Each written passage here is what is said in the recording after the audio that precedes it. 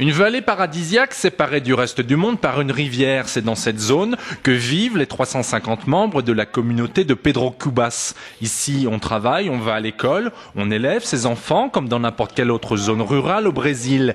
Différence de taille, presque tous les habitants sont ici des descendants d'esclaves. Nos ancêtres vivaient comme nous, ils nous ont appris à vivre comme ça. Nous avons ces racines de l'esclavage au fond de nous. Avant, on ne pouvait même pas parler. On est très fiers de notre passé d'esclaves car notre histoire est une lutte au quotidien. C'est en luttant qu'on obtient la victoire. En 1988, un siècle après la fin de l'esclavage, l'État a reconnu le droit de ces populations à vivre sur les terres de leurs ancêtres. Les habitants de cette communauté possèdent aujourd'hui légalement 3500 hectares. Les pouvoirs publics apportent leur aide en matière d'habitat, de santé et d'éducation. Ici, tous militent pour une même cause. Il y a un vrai plaisir d'être noir, un grand plaisir, une grande fierté. Je suis très content quand dans la rue, les gens qui me connaissent m'appellent en me disant « Et salut le nègre !» Et je réponds « Ouais, c'est moi, ça va toi ?» C'est pas une insulte pour moi. Je suis de la race noire, depuis des générations.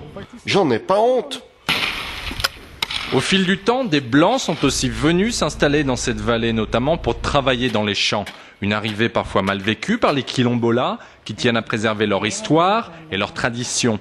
Ils continuent donc de se battre pour être des citoyens à part entière. On nous a donné la liberté, mais on nous a pris nos droits.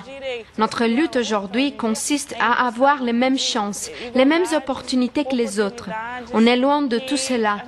Nous voulons nous battre, pas seulement pour notre communauté, mais pour toute la race noire au Brésil.